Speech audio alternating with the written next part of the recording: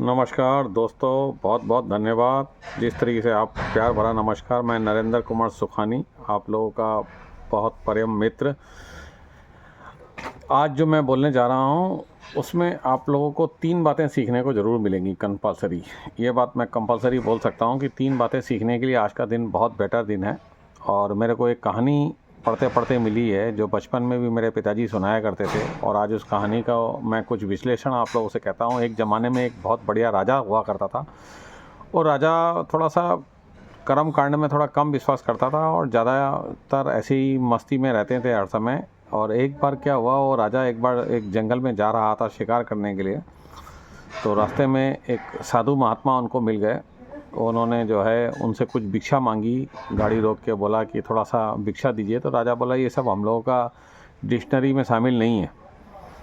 तो उन्होंने बहुत रिक्वेस्ट किया कि भाई कुछ मेरे को हो सके तो आप दान दीजिए, जो भी सकते हैं, जो आपकी क्षमता है, जो आपकी कैपेसिटी है उस हिसाब से अनुसार मेरे को थोड़ा सा दान दीजिए।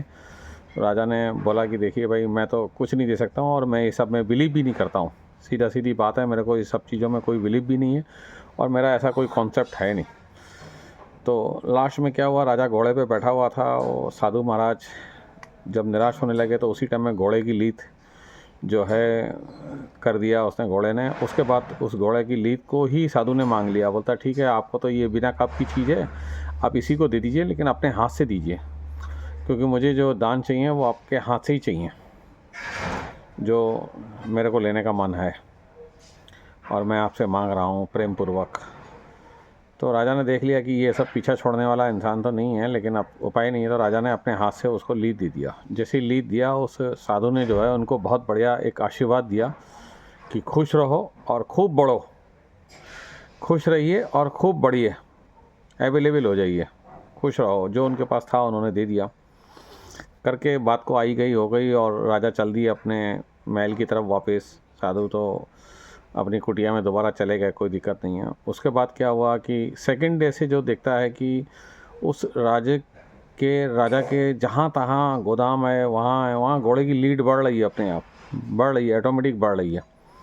जहाँ जाओ पूरा राज्य में एकदम सब जगह घोड़े की लीड ही बढ़ रही है। राजा का जहाँ जहाँ पे अपना जगह था वहाँ पूरे राज्य के उसमें उनकी लीड बढ़ी रही है।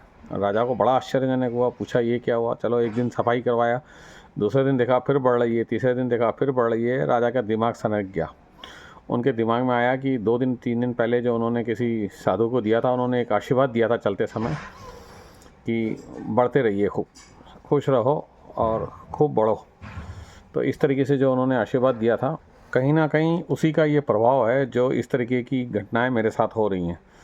तो राजा को ये चीज़ का बिलीफ होना जब शुरू हो गया, तो वापस उस साधु को ढूंढते ढूंढते उसके पास पहुँचे, और वो साधु को बोलने लगे कि भाई कुछ ऐसा मेरे साथ हो रहा है, जब से मैं आपसे मिला हूँ तब से मेरे को आश्चर्य लग रहा है, मेरे राज्य में इस तरीके की बहुत सारी घटनाएं हो रही हैं, तो इसका मेरे को लगता है कि कनेक्शन आपके साथ ही है। तो साधु बोला हाँ, ये आपने जो दान में दिया है और मेरे पास तो आशीर्वाद था, मैंने आशीर्वाद के रूप में आपको एक ही बात बोली कि ये जो है खूब खुश रहो और बढ़ते जाओ, खूब बढ़ते जाओ। तो आपने जो दिया वही बढ़ेगा, अब और क्या बढ़ेगा, इससे ज़्यादा तो कुछ बढ़ेगा नहीं। राजा तो बोला भाई ये तो बड़ा अजीब चीज़ हो गई, चारों तरफ लीड ही लीड निकल रही है, घोड़े की लीड ही निकल रही है, तो इसका कोई सोल्यूशन उपाय बताइए। बोला उपाय तो यही है कि जो आपने दिया है वो तो कर्म आपको भोगने ही पड़ेंगे, फ़िलहाल तो वर्तमान में यही है।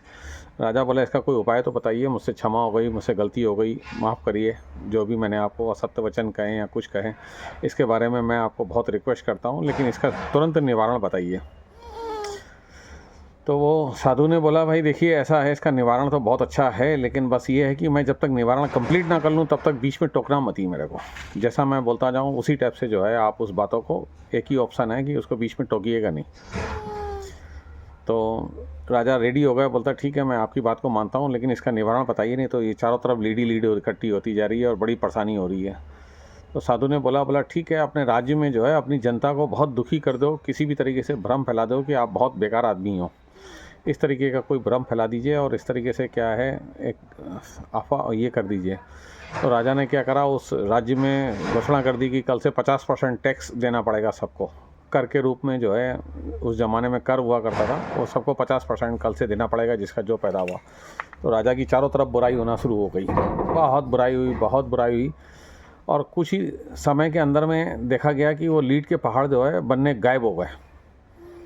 लीड के पहाड़ बनने गायब हो गए और जैसे जैसे वो चीज़ ये होती रही और राजा की खूब बुराई हो रही है, तो उसके बाद जो है राजा उसके पास पहुँचे, बोला जनता बहुत हाहाकार कर रही है, लेकिन वो लीड वाली समस्या कंप्लीट हो गई। अब ये जनता के बारे में मैंने जो आपसे पूछा था कि अब इनको कैसे ठीक किया जाए, तो वो कैसे ठीक हुआ मेरा लीड वाला पहाड़। तो साधु ने कहा देखिए ऐसा है कि जो आपने कर्म किए थे वो तो आपको भोगना ही था, लेकिन बस ये है कि आपने जो है लोगों को ऐसा चांस दिया जो खूब लोग बुराई कर रहे हैं आपकी, और वो जितने भी लोग आपकी बुराई कर रहे हैं वो सब आपके पाप को काट रहे हैं धीरे धीरे करके।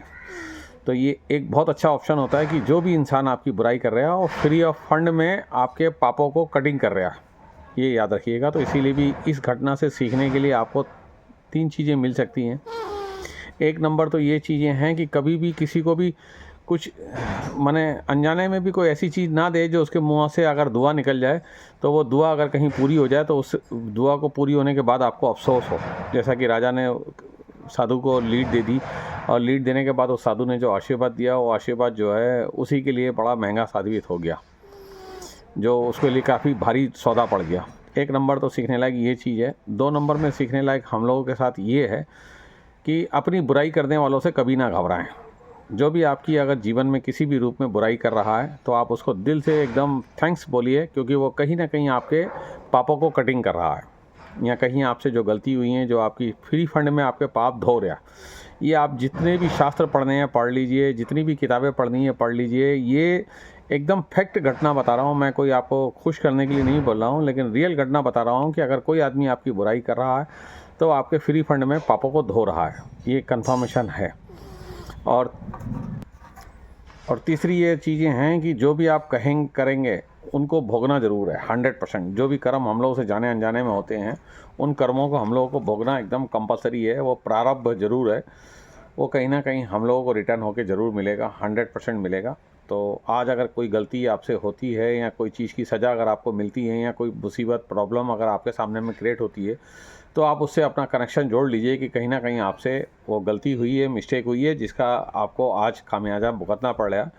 लेकिन ये भुगतने के साथ साथ ही आप जो है क्लियर भी हो रहे हैं, आप अपने आप में बहुत एक मस्त क्लियर भी हो रहे हैं। और अगर किसी को कुछ देना भी है तो बहुत शांति मन से भावना से दीजिए। जीवन में सीखने लायक बहुत सारी चीज़ें हैं। अगर आप इस वीडियो को देख पा रहे हैं तो इसके लिए बहुत बहुत धन्यवाद, थैंक यू वेरी मच। मेरे वीडियो अगर कहीं अच्छे लगते हों तो ज़रूर उन सबको लाइक करा करिए। आपकी लाइक से मेरे को आइडिया लग जाया करके कि कौन सा वीडियो मेरा कितना आपको पसंद आ रहा है, और हो सके तो उसमें ज़रूर कमेंट्स बॉक्स में कमेंट्स भी कीजिए, और बहुत अच्छा लगा करे तो अपने लोगों को शेयर भी कीजिए करिए। मैं साधारण सा इंसान आप लोगों को एक बढ़िया सी आपको क्लिपिंग बनाने के लिए प्रेरित कर रहा हूँ। मेरे इन छोटे से प्रयासों से अगर कहीं जीवन में आपको कुछ परिवर्तन आ सकता है तो बहुत बढ़िया बात है। थैंक्स मैं बोलूँगा अपने आप को, जो मैं अपने इस जीवन के इस क्लिपिंग के दौरान आपको कुछ सिखा सका या कुछ बोल सका जिससे आपको कुछ परिवर्तन जैसी चीज़ें लगे। धन्यवाद दोस्तों, बहुत बहुत धन्यवाद। आप लोगों को खुश रहिए, मस्त रहिए, और अगले वीडियो के साथ किसी भी एक वीडियो के लिए फिर तैयारी करके मैं आप लोगों से मिलने की कोशिश करता हूं। और मेरे को जितनी भी चीज़ें धीरे धीरे याद आती रहेंगी मैं सब आप लोगों को कन्वर्ट करता रहूँगा, बहुत बढ़िया से सिखाता रहूँगा। वैसे तो हर आदमी की ज़िंदगी में एक नया सॉफ्टवेयर होता है, हर आदमी की ज़िंदगी के कुछ एक्सपीरियंस हैं, बस मेरे कुछ ज़िंदगी के लाइफ के एक्सपीरियंस हैं जो मैं आप लोगों को शेयर कर रहा हूँ। आप इनसे बहुत कुछ एनालाइज कीजिए, और आगे के लिए नमस्कार, बहुत बहुत धन्यवाद, थैंक यू वेरी।